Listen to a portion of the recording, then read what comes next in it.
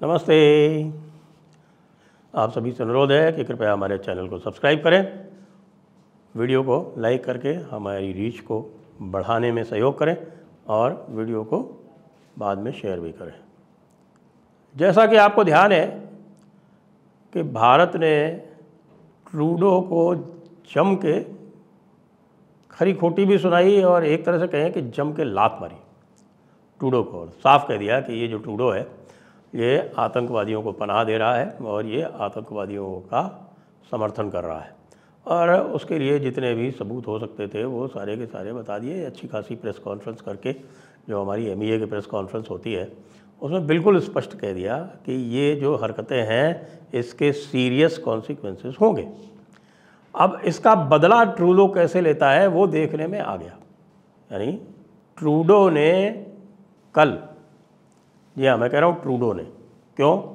क्योंकि कल जो ब्रैम्पटन में हिंदू सभा मंदिर पर हमला हुआ, ब्रैम्पटन ओंटारियो में, बिल्कुल आपके टोरंटो के पास में, जिसको हम कई बार मजाक में ही ईस्ट खालिस्तान कहते रहते हैं, वो स्थान है। और वहाँ एक हिंदू मंदिर पर जो हिंदू लोग थे वो दिवाली का उत्सव मना रहे थे, और उस दिवाली के उत्सव मनाने के टाइम कनेडियन खालिस्तानी टेररिस्ट जो हैं, जी हाँ जी कनेडियन टेररिस्ट हैं, ये कनेडियन टेररिस्ट मंदिर के सामने खड़े होकर हंगामा करते रहे। पुलिस ने उनको नहीं रोका और बाद में वो अंदर घुस गए, जो गेट था उसको तोड़ के अंदर घुस गए, और अंदर घुस के वहाँ उन्होंने डंडों से और दूसरे घातक अस्त्रों के साथ में, घातक हथियारों के साथ में वहाँ लोगों से मारपीट की, और अंदर भी तोड़ फोड़ की। यानी कि जो सेक्रेट स्पेस है उसके अंदर भी घुसने का प्रयास किया। कितनी हुई एग्जैक्टली पता नहीं है, लेकिन हाँ जो कैंपस में जो उन्होंने मारपीट की वो तो सबके सामने है, सारे वीडियोस सबको दिख रहे हैं। तो मैंने कहा ट्रूडो ने, क्योंकि अब यह स्पष्ट आ गया है कि ये सारा काम जो है वो ट्रूडो की सहमति से हुआ। टर्डो यानी टर्ड ऑयल ने, टर्ड वाटर ने, उस टर्ड वाटर ने खालिस्तानियों के साथ मिलकर यह षड्यंत्र रचा है। कैनेडियन टेररिस्ट, खालिस्तानी जो है वो क्या है, खालिस्तानी जो है वो कैनेडियन टेररिस्ट है। और ये जो हमला उन्होंने हिंदू मंदिर पर किया है उसमें आप ये देखें कि जो वहाँ पुलिस तैनात थी वो पुलिस हिंदुओं पर ही एक्शन ले रही थी। यानी इन खालिस्तानियों को, इन कैनेडियन टेररिस्ट को पूरी तरह से सहयोग करते हुए और साथ में वहाँ हिंदुओं के ऊपर ही एक्शन ले रही थी। इसी तरह का काम जो है वो जो वेस्ट खालिस्तान है, सरे, वहाँ सरे में जो हुआ, और वहाँ पर भी, वहाँ के भी वीडियो आ रहे हैं कि जो पुलिस थी वो पूरी तरह से, जो ये हमलावर थे, जो हिंसक लोग थे, उनके विरुद्ध कुछ ना बोल के, और जो उनको रोकने का प्रयास कर रहे थे, उनसे बचाव का प्रयास कर रहे थे, उन्हीं को गिरफ्तार कर रही थी। कि यहाँ की एक 18 साल से कम के बच्चे को भी उन्होंने बड़ी ही निश्चिंतता पूर्वक गिरफ्तार किया, और वो पूरा वीडियो जो है वो पूरे विश्व में वायरल है इस टाइम। तो टर्डो जो है उसको अब ये लग रहा है कि भाई कि एक ही अब तरीका रह गया है कि भाई किसी भी तरह से ये जो कैनेडियन है यहाँ पर यदि उसको अपने अस्तित्व बचाए रखना है तो उसको अब टेररिस्ट का ही साथ चाहिए। यानी कनाडा एक फर्स्ट वर्ल्ड कंट्री है। अब वो फर्स्ट वर्ल्ड कंट्री जो है वो ऑफिशियली एक टेररिस्ट सेंचुरी बन गई है। कनाडा जो है वो टेररिस्ट स्थान बन गया है पाकिस्तान से भी पहले। यानी पाकिस्तान में भी वो जो कुछ करते हैं वो थोड़ा बहुत बचा के करते हैं और एक आवरण रखने का प्रयास करते हैं, लेकिन कनाडा में जो कुछ भी हो रहा है वो बिल्कुल खुल्लम खुल्ला हो रहा है। यह खुल्लम खुल्ला एक आतंकवाद की पनाहगार बन गई है। लेकिन इसका जो सनातन धर्मावलंबियों ने जो विरोध किया वहाँ पर, और वहाँ पर खड़े होके वहाँ सैकड़ों की संख्या में वहाँ हिंदू मतावलंबी जुटे और उन्होंने कहा कि अब हम इसका विरोध करेंगे। न केवल कानूनी ढंग से विरोध करेंगे अपितु हम प्रदर्शन भी करेंगे। ये इस प्रकार की जो गुंडागर्दी है, जो खुलेआम गुंडागर्दी कनाडा में अलाउ कर दी गई है, ये इस प्रकार की गुंडागर्दी नहीं चलने दी जाएगी। आप ये पूछेंगे कि भाई टर्डो तो शुरू से ऐसा कर रहा था, लेकिन टर्डो का ये रिएक्शन है, उसकी यह प्रतिक्रिया है। भारत ने जो उसको डांट लगाई, बहुत ज़बरदस्त डांट लगाई, और ये साफ साफ कह दिया कि भैया तुम्हारे हमारे रिलेशन के सीरियस कॉन्सिक्वेंसेस होने वाले हैं। और सबसे सीरियस कॉन्सिक्वेंसेस क्या होने वाले हैं? जी हाँ, कॉन्सिक्वेंसेस ये होने वाले हैं कि जितने भी वीज़ा जो मिल रहे थे वो तो वैसे भी बंद हो गए, जो टूरिस्ट वीज़ा थे वो बंद हो गए। और जितने भी OIC वाले हैं ना, ये OCI वाले जो हैं, ओवरसीज सिटीज़न ऑफ इंडिया वाले, जो ऑटोमेटिक वीज़ा वाले, जो जिसको बोलते हैं ना ऑटोमेटिक वीज़ा लॉन्ग टर्म क्या फॉर इन परपेचुइटी, तो वो जो automatic visa in perpetuity overseas citizen of India वाली जो फैसिलिटी है, वो भी अब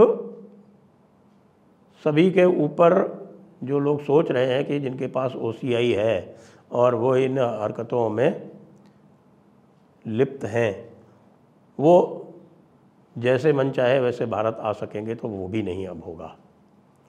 उसके ऊपर भी जो भी इस प्रकार की गतिविधियों में लिप्त है, यदि भारत आएगा तो उसको गिरफ्तार कर लिया जाएगा। ये भी बिल्कुल अब स्पष्ट हो गया है कि ये हरकतें अब लंबी नहीं चलने वाली। दूसरी बात, पहले ही जो भारतीय छात्र जा रहे थे, लगभग 10 से 15 बिलियन डॉलर 10 से 15 बिलियन डॉलर का कंट्रीब्यूशन भारत के छात्र कनाडा की जो यूनिवर्सिटीज़ हैं और जो कनाडा के कॉलेजेस हैं वहाँ पर कर रहे थे। अब देखिए, हमारे जैसे लोग जो हैं और हमारे जो लाइक माइंडेड लोग हैं, वो सब बता रहे हैं कैनेडियन को कि भाई मत जाओ। जिसको भी सीरियसली वहाँ पढ़ाई करनी है, हायर स्टडीज़ करनी है, वो कम से कम कनाडा तो मत जाओ।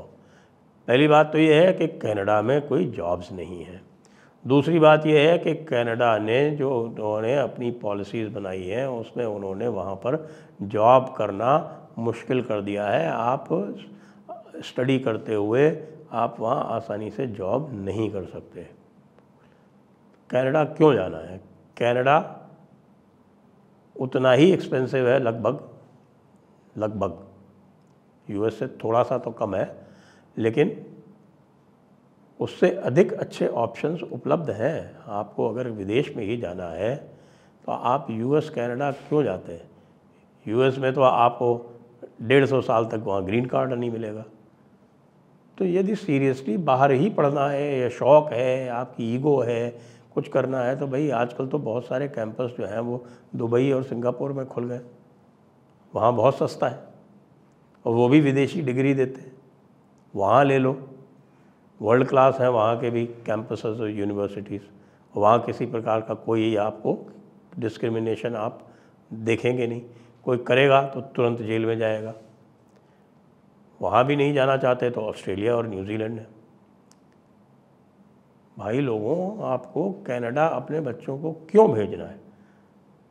कनाडा की ये एक तरफ तो कनाडा जो है वो हिंदुओं के साथ में इस तरह से बर्ताव कर रहा है, उनके पीछे जो है ये आतंकवादी छोड़ रहा है, और दूसरी तरफ आप अपने बच्चों को वहाँ भेज के कनाडा की इकोनॉमी का पोषण कर रहे हैं। टर्डो का बहुत बुरा हाल होगा और शीघ्र होगा। यदि ट्रंप जीत जाता है तो आप देखिएगा कि टर्डो का मोदी क्या हाल करने वाला है। ये अपना मुंह नहीं दिखा पाएगा पूरे विश्व में कहीं भी। इसने पूरी तरह से बाइडेन की और अमेरिकन डेमोक्रेट पार्टी के चमचे के रूप में कार्य किया है। जब ट्रंप प्रेसिडेंट हुआ करता था तब भी जब वो भारत आया था तो साथ में आतंकवादी को लेके आया था, और उसके बाद फिर यहाँ उसको बिल्कुल लिफ्ट नहीं दी गई। और आपको ध्यान होगा कि उसको एक प्रकार से एक एयरपोर्ट पर कैद करके रखा गया था। वो 36 घंटे तक वेट करता रहा, उसका जहाज़ नहीं उड़ पाया। उसके जहाज़ को अरेस्ट कर लिया गया था, जहाज़ में कुछ ड्रग्स वगैरह का शक था। जी हाँ, ये बात जो है ये ऑफिशियली नहीं कही जाती, लेकिन जो भी चर्चा है वो वही है। नहीं तो कनाडा के इतना हालत ख़राब हो गई कनाडा की कि साहब कि उनका जो जहाज़ है वो 36 घंटे तक उड़ नहीं पाया, उसमें ऐसी तकनीकी ख़राबी आ गई। कोई तकनीकी ख़राबी वगैरह नहीं थी, उसकी सर्च हो रही थी, उसमें ड्रग्स पाई गई थी। और तब से जो है टर्डो वो बहुत ही खुंदक में है भारत से। और उसी के बाद से आपने देखा होगा कि पूरी तरह से वो अपने खालिस्तानी एजेंडा पे कैनेडियन टेररिस्ट को भारत के विरुद्ध पूरी तरह से उसने छूट दे रखी है। और इसी क्रम में वो सारा का सारा जो नाटक किया कि साहब हरदीप सिंह निज्जर को किसी ने मारा, इसने मारा, उसने मारा, आज तक ये नहीं बता पाया है कि किसने मारा। उनकी जो पुलिस है वो कह रही है कि साहब इनका इनर गैंग वॉर था। और टर्डो कह रहा है, यानी टर्ड वाटर कह रहा है कि साहब की वो लॉरेंस बिश्नोई गैंग ने मारा। अरे भाई लॉरेंस बिश्नोई गैंग अंदर बंद है, फिर कहता है अमित शाह ने मारा।